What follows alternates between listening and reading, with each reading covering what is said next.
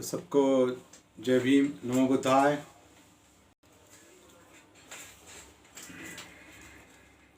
आप अपना mic mute रखेंगे, माइक म्यूट रखेंगे क्योंकि आपकी आवाज़ आ रही कहीं से। ओके ओके, ठीक है।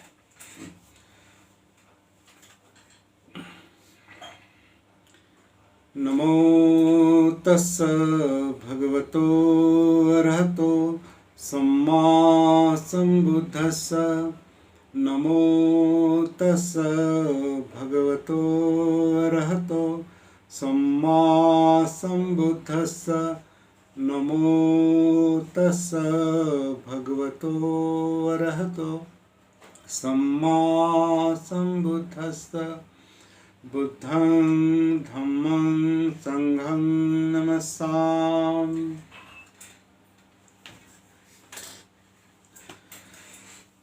तो सबका स्वागत है यहाँ पर।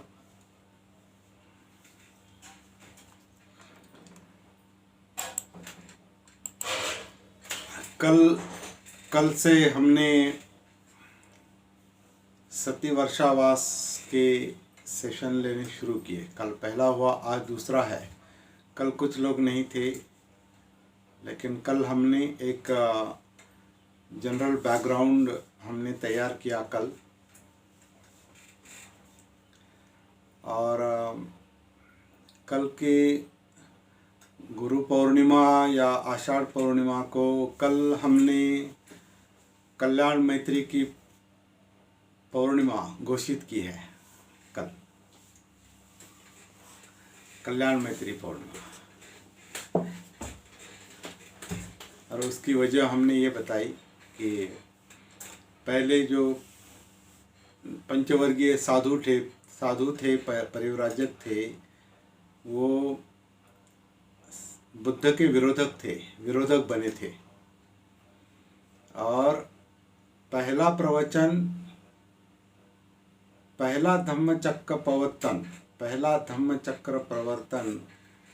प्रवचन उन्होंने विरोधकों को दिया है। जो सुनने को तैयार नहीं थे उनको उन्होंने पहले धम्म बताया है।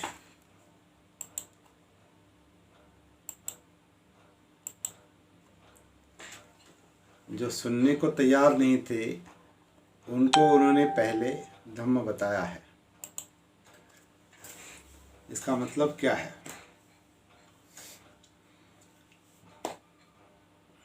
इसका मतलब ये है कि वो विरोधकों के साथ गुरु की तरह बात नहीं कर सकते। वो सुनने को तैयार नहीं है और कोई गुरु कहेगा बैठो मैं आपको सिखाता हूँ, नहीं, असंभव है। तो क्या किया होगा? बुद्ध ने क्या किया होगा? जो कुछ किया, जो कुछ बताया, वो इस तरह से बताया, इस मित्रता के साथ बताया, इस कल्याण मित्रता के साथ बताया कि वो सुनने को तैयार हो गए। तो कल के दिन को गुरु पूर्णिमा नहीं कह सकते, कल्याण मैत्री की पूर्णिमा कह सकते हैं। और धम्म जो बताया जाता है वो कल्याण मित्रता के साथ ही बताया। धम्म कोई सिखाने की बात नहीं है, धम्म अनुभव शेयर करने की बात है। क्योंकि दुख मुक्ति निपान किस तरह से मिल सकता है ये बताने की बात है, और इसमें कोई जबरदस्ती करना संभव नहीं। ये बात बहुत ही मैत्री के साथ और बहुत ही संवेदनशीलता के साथ बताना संभव है। अगर इसमें कोई नियम बनाएंगे, इसमें कोई जबरदस्ती करेंगे, इसमें कोई गुरुपन का ये करेंगे, आप गुरु का रोल करेंगे और सामने केवल सुनने वाला है, नहीं। धम्म चर्चा से धम्म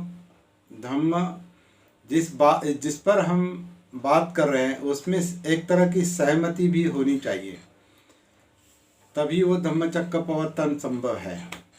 तो धम्मचक्र प्रवर्तन, धम्म के चक्र को गति दी है कल के दिन बुद्ध ने। धम्म, धम्म क्या है? धम्म एक बहुअंगी शब्द है। धम्म का वैसे कोई भाषांतर भी नहीं हो सकता, अनुवाद नहीं हो सकता, कोई ट्रांसलेशन नहीं धम्म का, क्योंकि धम्म एक ऐसा शब्द है जो आंतरिक है, अपने जीवन से संबंधित है। और जीवन से संबंधित कई बातें ऐसे होती है कि आप उसका आप ट्रांसलेट नहीं कर सकते, अनुवाद नहीं कर सकते, दूसरी भाषा में बताना बहुत कठिन है। लेकिन फिर भी वो बात सामने वाले को, भले वो परभाषी को, दूसरी भाषा वाला हो, उसको समझना संभव है। भले वो उसकी भाषा नहीं है, फिर भी समझना संभव है। तो कैसे संभव है? क्योंकि अनुभव की समानता है, अनुभव समान है, तो समान अनुभवों को महसूस किया जाता है, समझ लिया जाता है। जैसे अभी कल के दिन, धम्मचक्र प्रवर्तन के दिन, हम ये कहेंगे कि बुद्ध ने दुख मुक्ति का मार्ग बताया, दुख मुक्ति का अनुभव शेयर किया कि दुख मुक्ति इस तरह से संभव है। तो ये दुख कोई कैसे समझेगा और दुख मुक्ति कोई कैसे समझेगा? उसका एक ही कारण है कि आप सब लोग दुखी हैं और हम भी दुखी हैं। बुद्ध भी दुखी थे, 5 परिव्राजक भी दुखी थे। तो दुख समझाने की कोई आवश्यकता नहीं, दुख समझता है। वैसे आप दुख कहो, तनाव कहो, सफरिंग कहो, यातना कहो, चिंता कहो, कुछ, या आपका चेहरा भी बोलता है कि आप सुखी है या दुखी है, आप तनाव में है या तनाव में, मतलब उसके लिए कोई भाषा नहीं, दुख की कोई भाषा नहीं, दुख मुक्ति की कोई भाषा नहीं। ऐसी बातें धम्म के अंतर्गत आती है। और धम्म का एक अर्थ मनोधम्म भी होता है। मन के धम्म, मन में जो कुछ चल रहा है उसे मनोधम्म कहते हैं। जैसे धम्मपद की पहली गाथा है, मनोपबंगमा धम्मा, मनो सेठा मनोमया। मनोधम्मों में मन आगे है, मतलब मनोधम्म मतलब मन में जो कुछ है वो मनोधम्म है। और मनोधम्मों में मन मुख्य है, मतलब मनोवस्था मुख्य है। जैसा मन है वैसे मनोधम्म है, या जैसे मनोधम्म है वैसा मन बनता है। अगर मनोधम्म अकुशल है तो मन, मतलब मन में अगर विकृतियां हैं, मन में अगर अकुशल है, बुराई है, राग है, द्वेष है, लोभ है, द्वेष है, तो मन दुख का अनुभव करेगा। अगर मनोधम्म कुशल है, अच्छे हैं, सकारात्मक है, तो मन सुख का अनुभव करेगा। मतलब जैसे मनोधम्म है उसके मुताबिक मन है, या जैसा मन है वैसे मुताबिक मनोधम्म काम करते। ये परस्परावलंबी शब्द है, थोड़ा समझ लेने की कोशिश करेंगे इसको, क्योंकि धम्म चक्र प्रवर्तन है, धम्म के चक्र को गति देना है।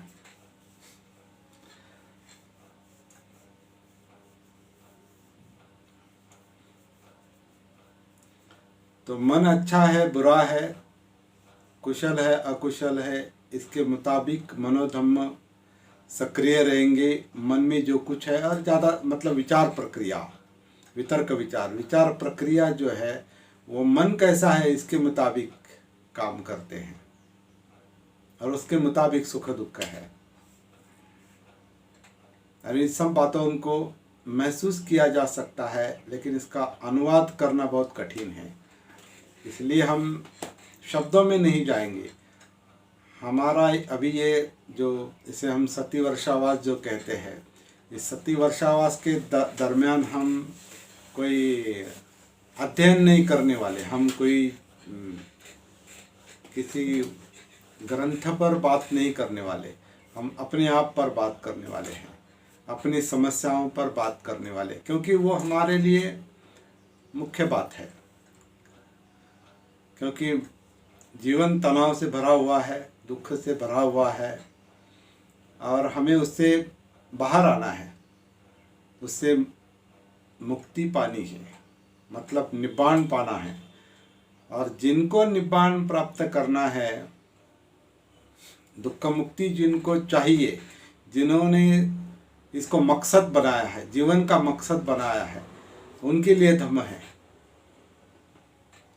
जिन्होंने इसको मकसद नहीं बनाया, जो धम्म को एक समय बिताने का, मतलब टाइम पास का अगर कोई माध्यम बनाते हैं, तो उनके लिए धम्म एक जानकारी का विषय है। लेकिन जिनको वास्तव में निब्बाण का उद्देश्य हासिल करना है, निब्बाण प्राप्ति करनी है, दुख मुक्ति प्राप्ति करनी है, उनके लिए धम्म प्रैक्टिस का विषय है, साधना का विषय है। इसलिए धम्म एक साधना है, मनोधम्म की साधना करनी है, मन की साधना करनी है। जैसे बाबा साहब ने कहा, इसको कल्चर ऑफ द माइंड, मन को सुसंस्कृत बनाना है, मतलब पहले संस्कार देखने हैं, मन क्या है, कैसे काम करता है, मन कहाँ है, उसमें क्यों मनोधम्म है, वो क्यों सुख दुख का निर्माण करते हैं, और हम क्यों सुख दुख भुगतते हैं, ज़्यादातर दुख क्यों है, खासकर दुख क्यों है। तो कल के दिन पंचवज्ञियों को भी बुद्ध ने इस तरह का कुछ बताया होगा, हम नहीं जानते किस तरह से बताया, क्या बताया होगा। लेकिन एक बात बहुत समझ लेना, कल पहली बार मुझे भी समझ में आया कि एक विरोधकों को उन्होंने धम्म सिखाया है, तो किस तरह से बात हो सकती है, इस पर विचार करना अभी ज़रूरी है। और हमें भी हमारा ये अनुभव कि हम भी जब धम्म प्रचार करते हैं, कुछ बातें शेयर करते हैं, तो सुनने वाले बहुत कम होते हैं, मतलब विरोधक ज़्यादा होते हैं। अभी कितने लोग हैं यहाँ पर? 9 और मैं अकेला 10 लोग हैं हम यहाँ, 9 ही है।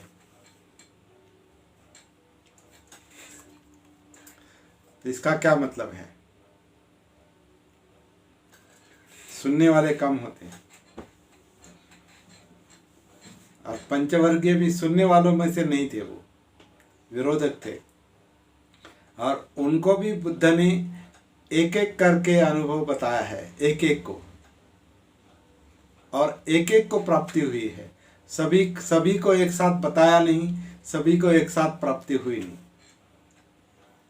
जो 5 लोग थे, उसमें जो पहले व्यक्ति को प्राप्ति हुई वो कौंडिन्य थे, कौंडिन्य, वप्प, महानाम आदि जो 5 लोग थे, उसमें से पहला जो था कौंडिन्य था, और तो उसको अकेले को पहले बताया, फिर उसको प्राप्ति हो गई, निब्बाण प्राप्ति हो गई कुछ घंटों में हुआ वो भी काम।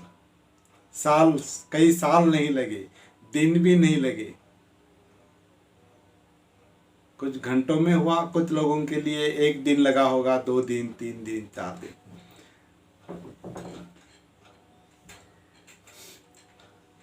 लेकिन ऐसा कहते हैं आगे चल के 6 महीने में 60 लोग अरहत हो गए। 6 महीने में 60 लोग अरहत हो गए, दुख मुक्त हो गए।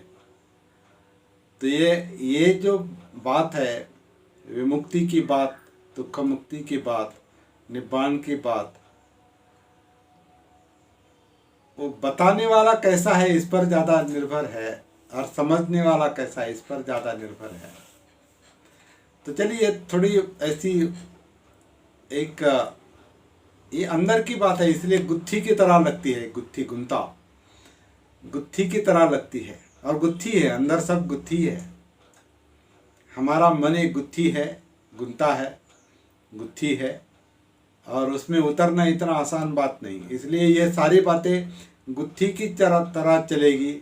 लेकिन हमें कुछ लोगों का भी, यहाँ बहुत सारे लोग प्रैक्टिस करने वाले हैं, वो जानते हैं कि साधना करते करते करते करते ये जो गुत्थी है वो सुलझ जाती है।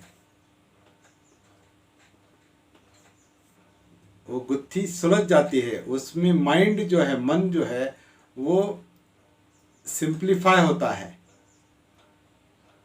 और सिंप्लीफाई होता है, सरल होता है, पहले जैसा नहीं रहता, परिवर्तित हो बदल जाता है, परिवर्तित हो जाता है। और इसी का अंतिम परिणाम जो है वो दुख मुक्ति है, निब्बान है, वो परिपूर्ण परिवर्तन है, जिसमें मन की स्थिरता है, शांति है, अविचलित अवस्था है, अकंप है, निब्बाण में ये सब कुछ आता है, दुख मुक्ति है।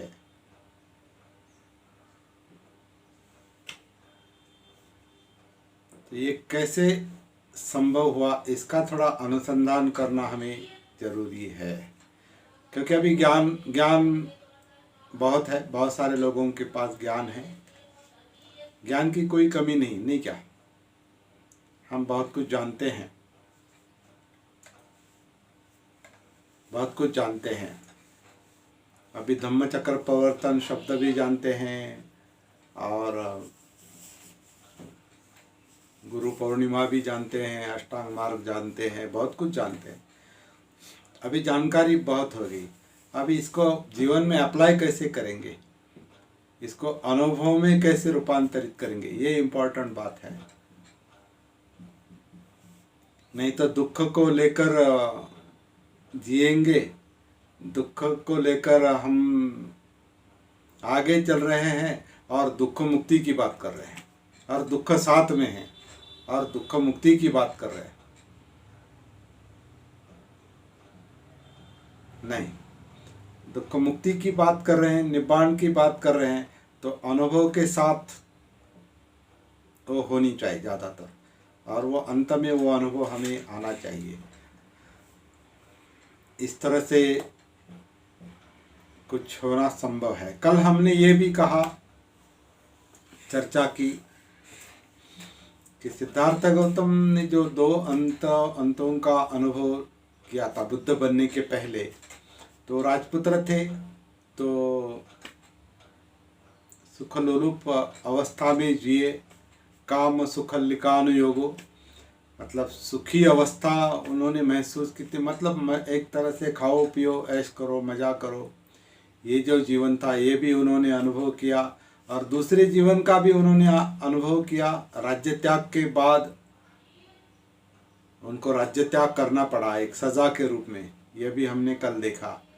उन्होंने गृह त्याग नहीं किया, उनको राज्य त्याग करना पड़ा,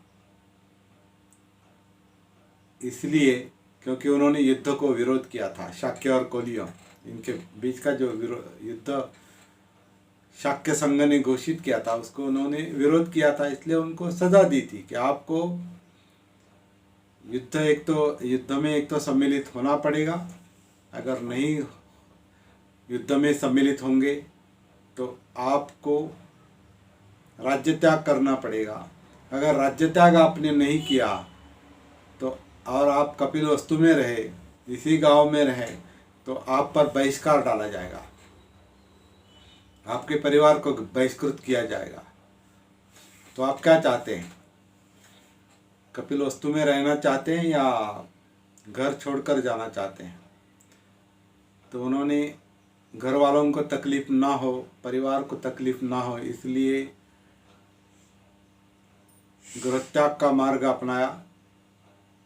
मतलब गृहत्याग सजा के रूप में उनको करना पड़ा है, और बाद में उन्होंने, अभी गृहत्याग हुआ ही है तो जीवन की समस्या पर काम करेंगे, इस तरह का कोई संकल्प उनका बना होगा कि संघर्ष क्यों है, युद्ध क्यों है, और बाद में आगे चल के दुख क्यों है, फिर दुख मुक्ति संभव है या नहीं, इस तरह की कुछ बातें उनके मन में आई होगी। और फिर अगली खोज, अगला अनुसंधान जारी रहा, और 7 साल में उनको जो मिला वो बुद्धत्व निपान है। तो ये अनुभव उनको यूं ही नहीं मिला। एक तो काम सुख से बाहर आए, फिर गृह त्याग करने के बाद उन्होंने क्या किया, गृह त्याग होने के बाद उन्होंने क्या किया, उस वक्त की जो परंपराएं थी उस परंपरा के मुताबिक उन्होंने कई सारे साधनाएं की होगी, कुछ अध्ययन किया होगा, बहुत कुछ सुना होगा। राजपुत्र थे इसलिए कुछ ऐसे मतलब बातें तो आसानी से उनको मिल गई होंगी। उस वक्त राजपुत्र थे, मतलब बड़ा आदमी था, बड़े थे, वो पोजीशन उनकी बहुत बड़ी थी, तो कई सारे लोग उनको मिले होंगे।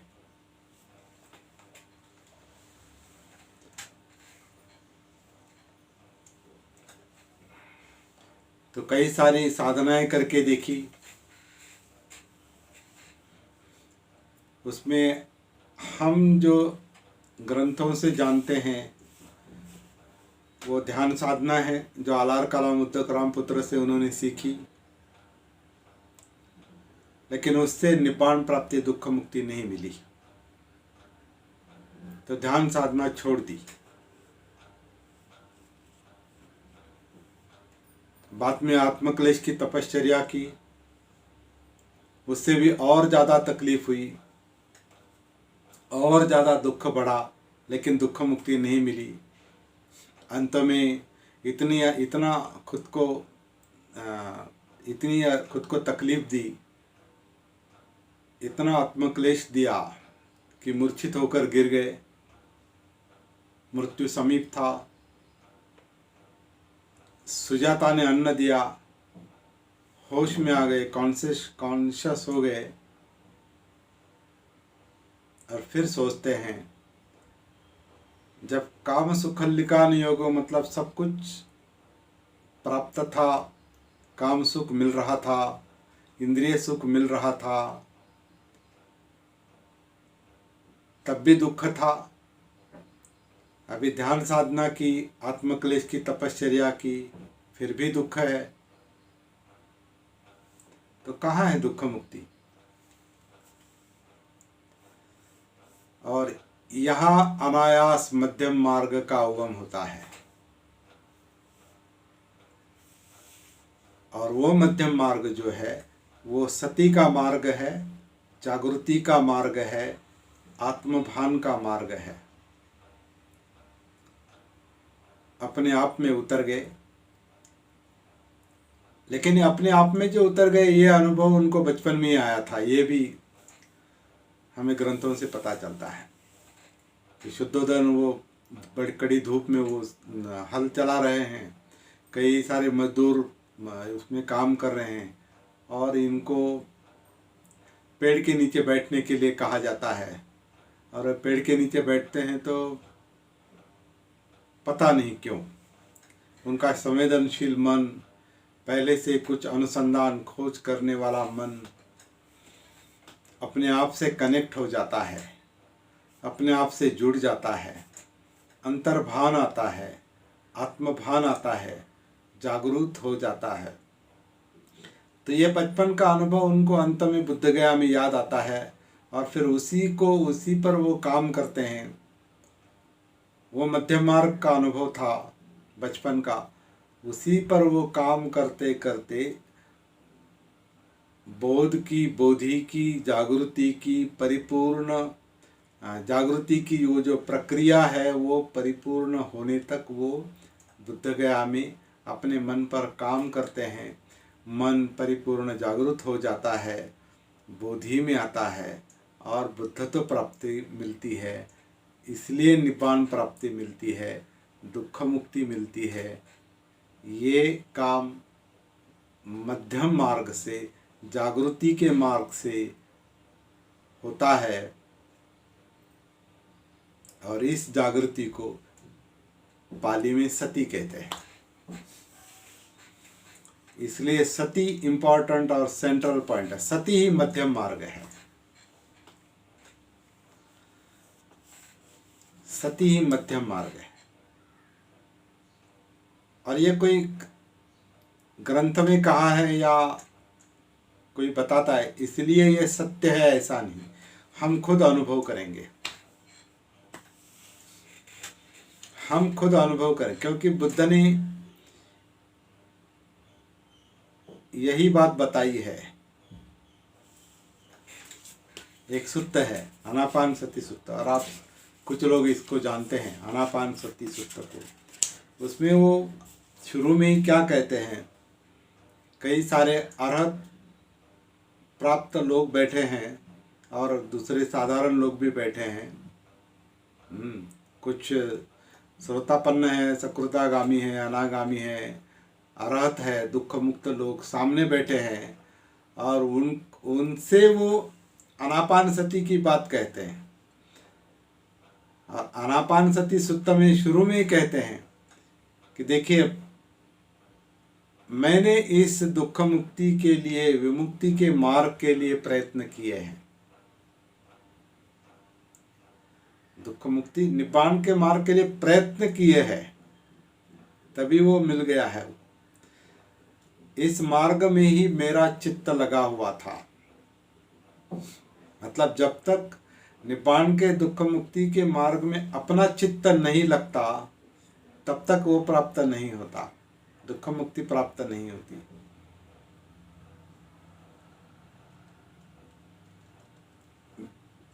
जो प्राप्त करना है वो उनसे कहते हैं, उस वक्त भिक्षु थे या साधक थे या उपासक थे, कई सारे लोग होंगे, उनसे वो कहते हैं कि जो प्राप्त करना है, मतलब दुख मुक्ति निपान जो प्राप्त करना है, उसे प्राप्त करने के लिए जिसका साक्षात्कार करना है, मतलब निपान का साक्षात्कार, दुख मुक्ति का साक्षात्कार, जिसका साक्षात्कार करना है, अनुभव करना है, वो अनुभव करने के लिए, साक्षात्कार करने के लिए प्रयत्न करो, प्रयास करो। इसका मतलब है कि सबको एक तरह से ये सबसे एक तरह से एक अपेक्षा रखी है कि आप स्वयं प्रयत्न करो। मैंने प्रयत्न किए हैं, मेरा चित्त इसमें लगा हुआ था, मैंने प्रयत्न किए इसलिए मुझे मिला। आपको अगर प्राप्त करना है तो आपको प्रयास करने पड़ेंगे। इतनी सरल शिक्षा है। केवल गुरु की तरह मैं बताता हूँ और आप सुनो, और ज्ञान की तरह आपके साथ अपने साथ वो ज्ञान रखो, नहीं, उसका उपयोग करो, अप्लाई, अपने जीवन में उसे अप्लाई करो, उसको लागू करो और खुद अनुभव ले लो। और फिर वो जो बताते हैं वो आनापानसति का एक अगला चरण है, उसमें अब हम नहीं जाएंगे, वो हमारा मुख्य विषय है। पूरे 40 दिन में हमारा मुख्य विषय यही रहेगा, लेकिन इसमें अभी नहीं जाएंगे। हम आज कल की तरह थोड़ा धम्मचक्र प्रवर्तन पर ही बात करेंगे। तो मध्यम मार्ग मिल गया कल के दिन, वो जागृति का मार्ग था, सती का मार्ग था। और हम ये भी जानते हैं कि कल के दिन उन्होंने अष्टांग मार्ग बताया। अष्टांग मार्ग का जो अंतिम अंग है वो समाधि है। अष्टांग मार्ग जो है सम्यक दृष्टि है, सम्यक संकल्प है, सम्यक वाचा है, सम्यक कर्मांत है, सम्यक आजीविका है, सम्यक व्यायाम है।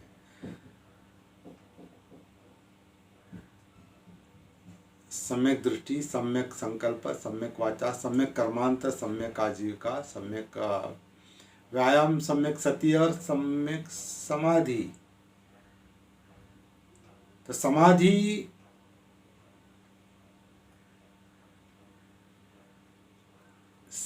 ही निब्बान की ओर ले जाती है।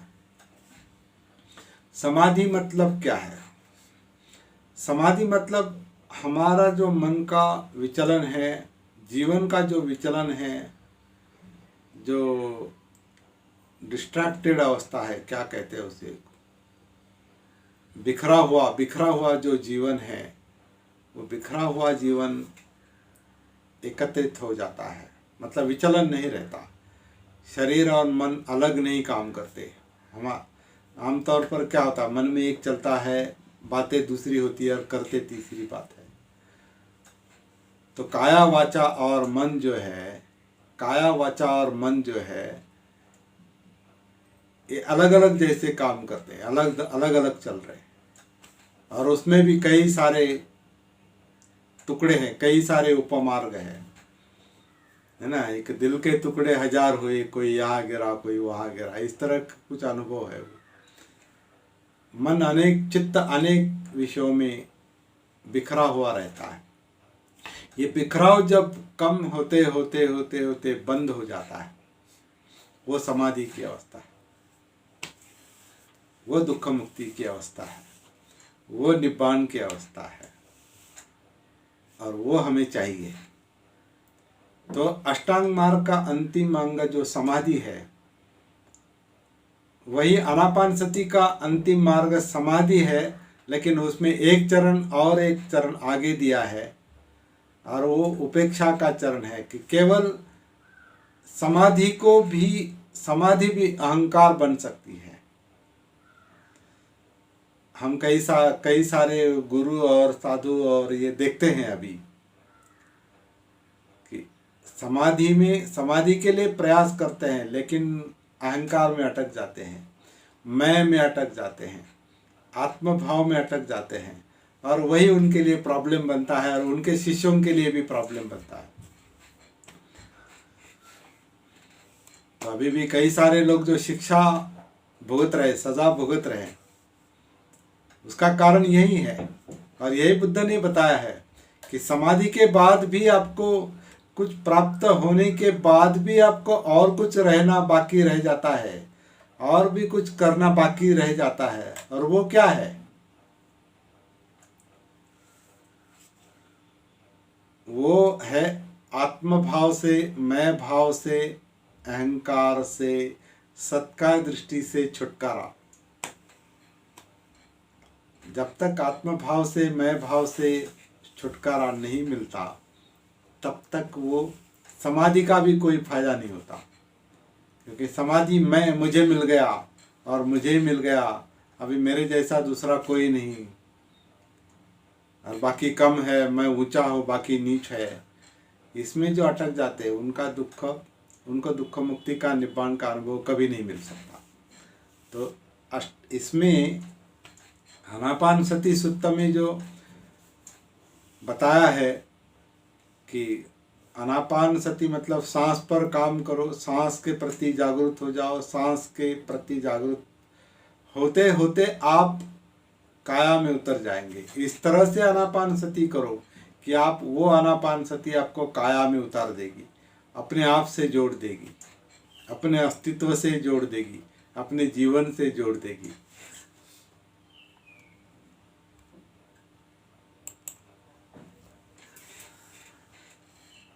अपने जीवन से जोड़ देगी।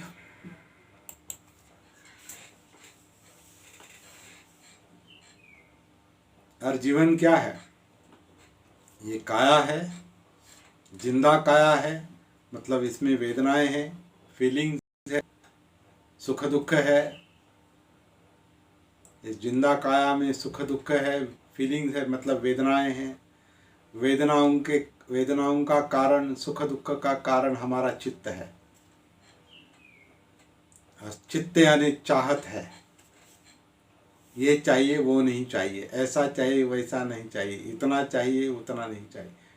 इस तरह का जो पुल है, इस तरह का जो संघर्ष है चाहतों का, चाहिए नहीं चाहिए, इसी का कारण तनाव है, इसी का परिणाम तनाव है, इसी का परिणाम दुख है।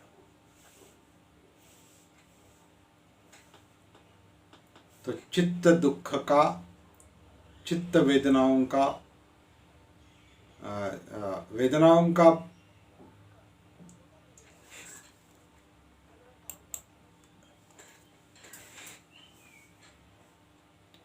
सुख दुख का कारण चित्त है। और इस सब के बारे में हम जो बात कर रहे हैं शब्दों के जरिए, वो हमारी विचार प्रक्रिया है, मतलब मनोधम्म है। तो काया, वेदना, चित्त और मनोधम्म ये हमारा जीवन है। मतलब सतिपट्ठान हमारा ये चार अंग जो है ये हमारा जीवन है। और इन पर काम करते करते, मतलब इन 4 अंगों की जागृति, सती एक एक करके या एक साथ, बाद में एक साथ भी, पहले एक एक करके विकसित करके हम आनापान के आधार से कायानुसति में, वेदना में, चित्त में और मनोधम्म में हम एक एक करके उतर के हम समाधि की अवस्था प्राप्त कर सकते हैं। तो ये प्रक्रिया कैसे है, ये हम आगे चलकर एक एक करके हम समझने की कोशिश करेंगे। आज केवल एक क्या कहते हैं,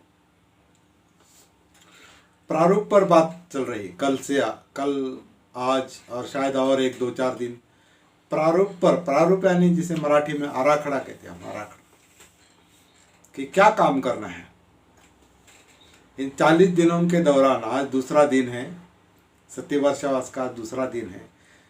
तो हम इन 40 दिनों के दौरान क्या काम करेंगे, ये मार्ग हमें पहले स्पष्ट हो जाना चाहिए कि क्या करना है। इसलिए ये सब बात हम करें। तो आनापान के आधार से हम काया में, वेदना में, चित्त में, मनोधम्म में उतर के हम समाधि तक जाएंगे, जो अष्टांग मार्ग का भी एक अंतिम अंग है। ये हम बात कर रहे थे।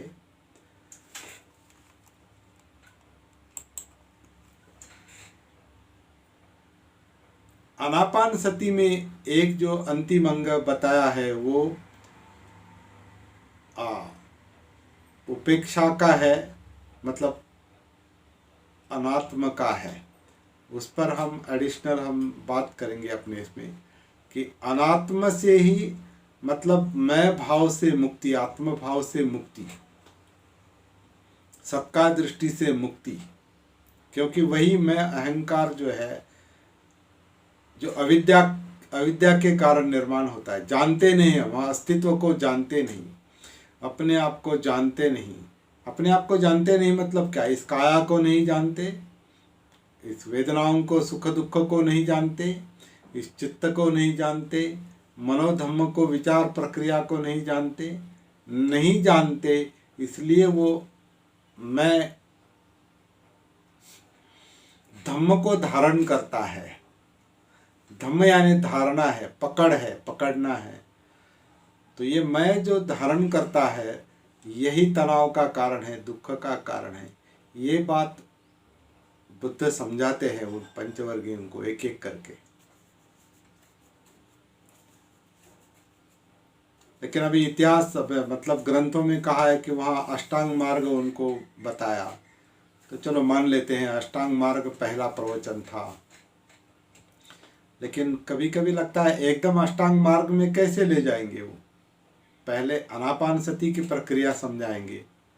नॉर्मली साधारण रूप से पहला आनापान सती मतलब सांस के आधार से कैसे काया में उतरेंगे ये बताएंगे। काया में उतरने के बाद फिर वेदना, चित्त और मनोधम्म और समाधि का मार्ग, फिर उसमें अष्टांग मार्ग आ सकता है। तो ये भी हमारे लिए एक अनुसंधान का विषय है, इस पर हम काम करेंगे और स्वयं अनुभव लेने की कोशिश करेंगे। आनापान के आधार से, सांस के आधार से हम काया में कैसे उतरते हैं, इसको हम पहले अभी समझ लेने की कोशिश करेंगे। क्या होता है, कैसे उतर सकते हैं सांस के आधार से काया में, कि ये जो काया है हमारी, ये जो जिंदा काया है अभी इस वक्त आनापान कर रही है।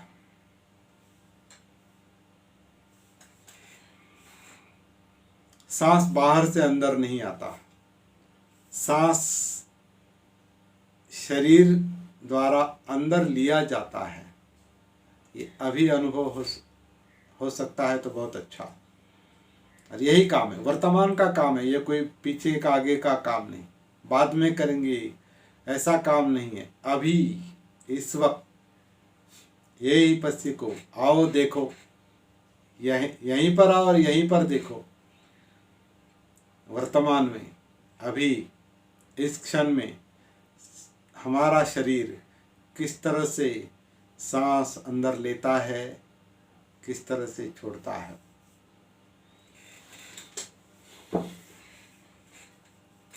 क्या हो रहा है ये महसूस करना, इसके प्रति जागरूक हो जाना मतलब आनापानसति में आना, ये पहला काम है। आन यानी अंदर, जो शरीर जब सांस अंदर लेता है उसे आन कहा जाता है, शरीर जब सांस बाहर छोड़ता है उसे अपान कहा जाता है। तो मैं इसे आन अपान के बजाय में काया आन और काया अपान कहता हूँ, क्योंकि काया ही आन करती है, काया ही अपान करती है, काया ही सांस अंदर लेती है, काया ही सांस बाहर छोड़ती है। और इस वक्त ये काम चल रहा है अभी। तो क्या हो रहा है,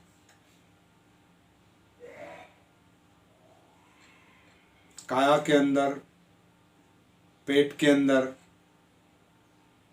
छाती और पेट के अंदर, ये जो धड़ का हिस्सा है, कमर से लेकर कंधों तक का ये जो हिस्सा है धड़, ये आनापान करता है।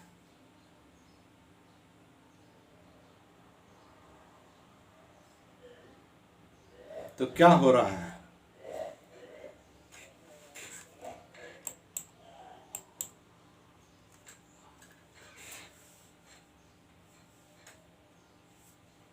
तो क्या हो रहा है अभी केवल महसूस करने की बात है, बात नहीं करेंगे।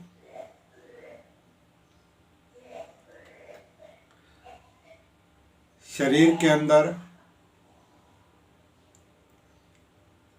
पेट के अंदर, नाभि के पीछे, ऊपर नीचे कुछ न कुछ मूवमेंट चल रही, कुछ न कुछ हलचल चल रही है, आकुंचन प्रसरण चल रहा है।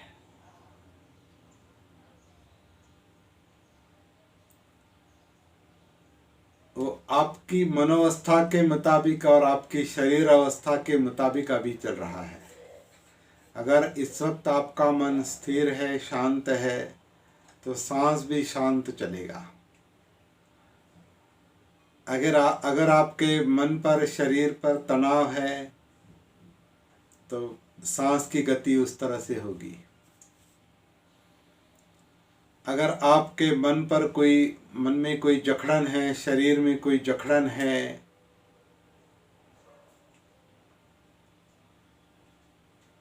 रिजिडिटी है, कड़कपन है कुछ, तो उस तरह सांस का वो काम चलता है।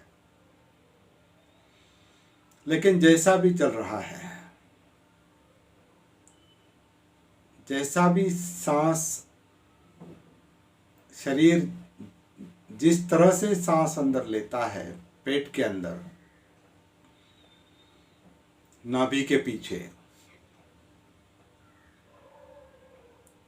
जो मूवमेंट हो रही है, वो मूवमेंट आनापानसति का विषय है। शुरू में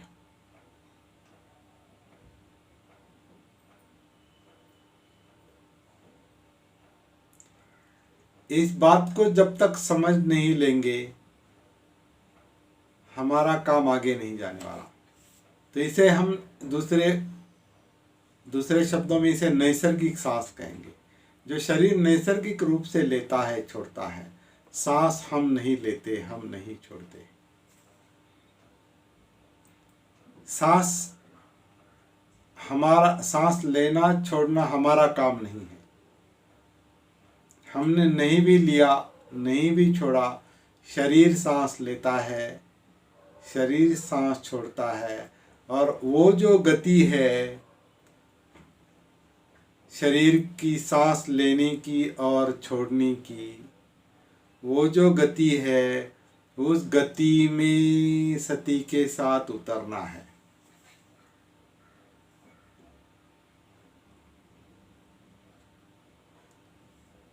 जो गति हम जानते नहीं, उसका भान ही नहीं है, उसकी जागृति नहीं, तो वो जानते भी नहीं हम क्या चल रहा है। सांस का, शरीर सांस लेता है छोड़ता है, मतलब क्या चल रहा है ये हम जानते नहीं, क्योंकि बेहोशी की अवस्था है, मोहावस्था है, मूर्छित अवस्था है, अजागृत अवस्था है, मतलब सतीहीन अवस्था है, अपने आप की सती नहीं, जागृति नहीं। इसलिए शरीर क्या कर रहा है सांस को लेकर, पहले सांस का विषय लेंगे केवल। तो सांस को लेकर शरीर क्या चल रहा है, किस तरह से सांस अंदर ले रहा है छोड़ रहा है, ये सती ना होने के कारण, आत्मभान ना होने के कारण महसूस नहीं होता। और जब महसूस होने लगता है तो एक बात समझ में आती है कि सांस हम लेते नहीं, छोड़ते नहीं जानबूझकर। शरीर अपने आप सांस अंदर लेता है, अपने आप छोड़ता है, और वो काम अभी इस वक्त चल रहा है। और इस वक्त उसकी सती रखनी है, आन सती, अपान सती। जब काया शरीर इस वक्त जिस तरह से सांस अंदर ले रहा है उसकी सती रखनी है, आन सती या काया आन सती। जिस तरह से शरीर सांस बाहर छोड़ रहा है, काया अपान सती। ये जो मोमेंट है, ये जो गति है, ये भी धम्म का एक रूप है। ये भी शरीर धम्म है। शरीर धम्म, काया धम्म, चित्त धम्म, मनोधम्म, सब धम्म है। तो ये आन और अपान, या काया आन काया अपान, ये भी एक धम्म है और ये गति है।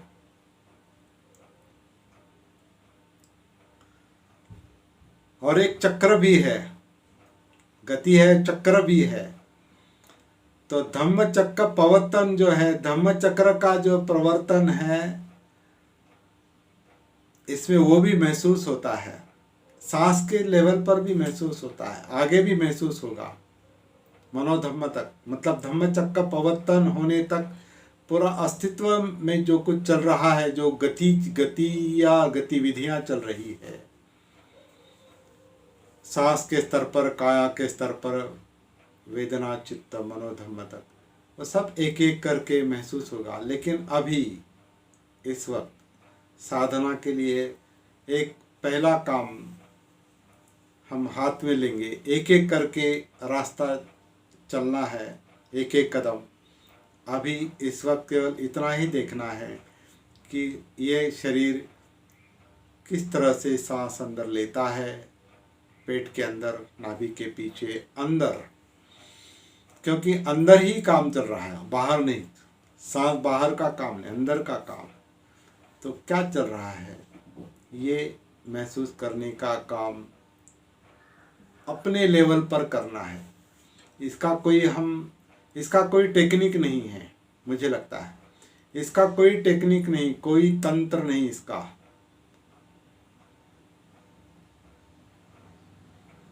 एक ही मार्ग है कि शरीर किस तरह से सांस अंदर ले रहा है, क्या हो रहा है आकुंचन प्रसरण में, क्या हो रहा है। पेट, छाती, पीठ, और पेट के अंदर जो कुछ भी है, श्वास पटल है, नीचे ऊपर, आकुंचन प्रसरण को लेकर क्या चल रहा है, ये आनापान सती का, काया आनापान सती का सांस के स्तर पर जागरूक हो जाने का एक तरीका है, एक माध्यम है। इसको महसूस करना, इसमें कोई टेक्निक नहीं है, ऐसा करो वैसा करो, ऐसा सांस लो वैसा सांस लो, सांस यहाँ देखो वहाँ, वो ध्यान हो गया। वहाँ आप ध्यान देते हैं, वहाँ आपका मन ले जाते हैं। यहाँ मन को कहीं कहीं ले जाना नहीं है, मन को अंदर से बाहर नहीं लाना है। मन के अंदर ही मन के साथ जागरूक होकर सब देखने का काम है। बाहर ले जाएंगे तो बाहर भटकेंगे, वो ध्यान का काम है। अंदर सती है, जागृति है। जैसे एक गाथा भी है, धम्मं कायेन पश्यति। अंदर के जो धम्म है, ये काया धम्म हो या वेदना धम्म हो या चित्त धम्म हो या मनोधम्म हो, अंदर के जो धम्म है वो काया से महसूस करने हैं, काया के अंदर महसूस करने हैं। धम्मं कायेन पश्यति, जो धम्म काया से महसूस करता है, काया से देखता है, उसे धम्म महसूस होते हैं, वो धम्म जानता है और उससे आगे का काम बनता है। तो फिलहाल केवल काया धम्म, काया का एक धम्म जो है वो आन और अपान है।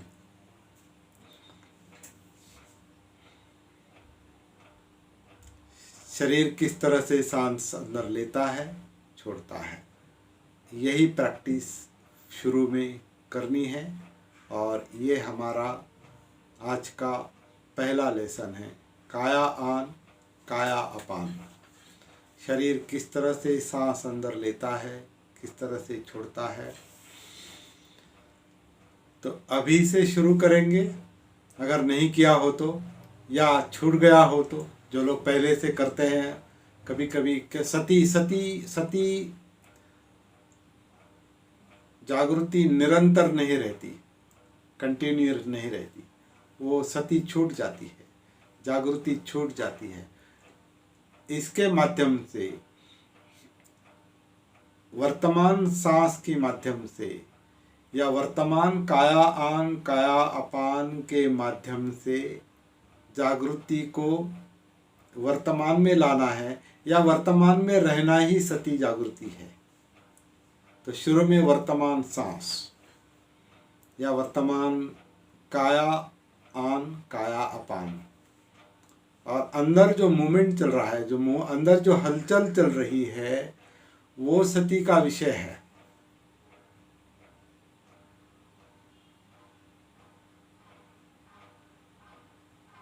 और ये अभी हम महसूस कर रहे होंगे, ऐसी मुझे आशा है।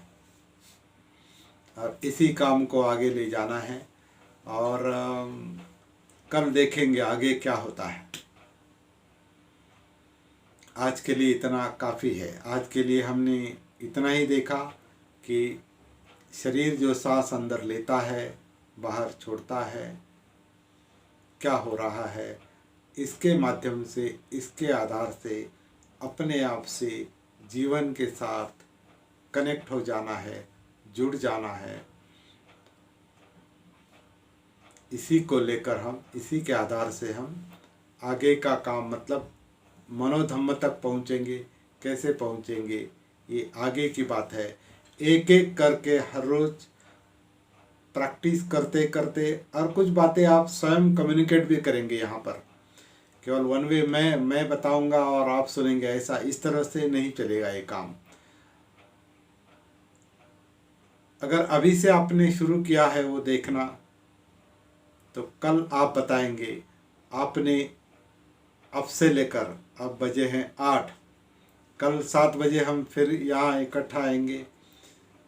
कल हम सब लोग इस पर थोड़ा मनोगत व्यक्त कर सकते हैं, जिनको करना है, कि अभी 24 घंटे में मैंने सांस का ये फला रूप देखा। इस 24 घंटे में अब से लेकर कल तक 23 घंटे में क्या महसूस हुआ। आप सांस को लेकर अपने आप से जुड़ गए हैं या नहीं, सांस के आधार से या काया आन काया अपान के आधार से अपने काया के साथ जुड़ गए हैं या नहीं, ये आप कल स्वयं बताएंगे। ऐसा होगा या ऐसा नहीं, लेकिन कम से कम शुरुआत हो जाएगी। और यही काम, प्रैक्टिकल काम करना है। और अगर सीरियसली किया, इसको अपने विषय बनाए, जैसे बुद्ध ने वो कहा है कि मेरा चित्त इसमें लगा हुआ था। जब तक हमारा चित्त इसमें नहीं लगता, ये हमारा विषय जब तक नहीं बनता, तब तक कोई प्राप्ति होना संभव नहीं, तब तक कुछ मिलना संभव नहीं। अगर इसको हम विषय नहीं बनाएंगे तो क्या होगा? दुख के साथ जी रहे हैं, दुख के साथ ही मरेंगे।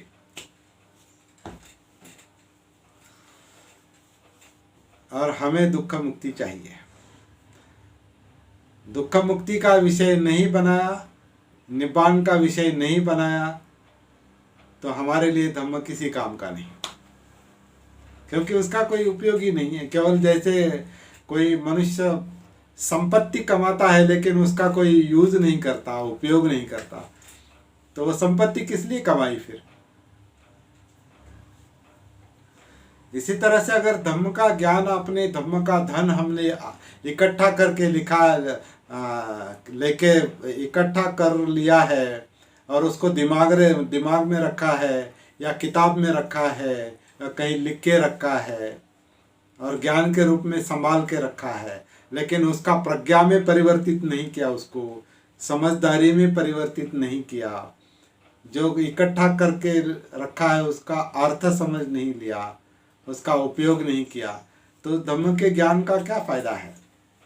तो वो अहंकार बनता है, वो ईगो बनता है और वही तकलीफ देता है। इसलिए आनापानसति सुत्त में समाधि के बाद उपेक्षा बताई है, और उपेक्षा यानी अनात्म है।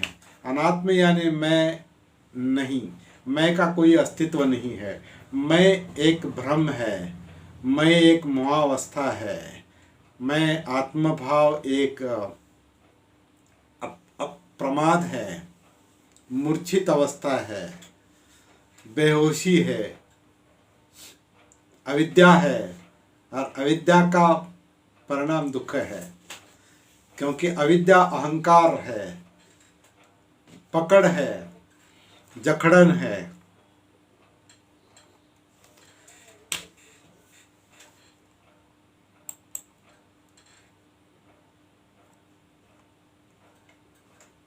कुछ लोगों को इसका भान नहीं रहता कि हम मीटिंग में बैठे हैं और बीच में बात नहीं करनी है, तो इसको समझ लेंगे।